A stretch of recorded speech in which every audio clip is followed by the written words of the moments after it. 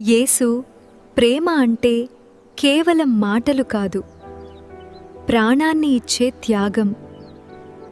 మన పాపాల కోసం శిలువపై మరణించిన ప్రేమే యేసు ప్రేమ. ప్రేమ అనేది సహాయం చేయడం, ఆదరించడం, క్షమించడం. క్రైస్తవుల ప్రేమలో ద్వేషం కాదు, దయ ఉండాలి. యేసు చెప్పిన ప్రేమ శత్రువుని కూడా ప్రేమించమని నేర్పుతుంది. ప్రేమ అంటే బాధలో ఉన్నవారికి తోడుగా నిలబడటం,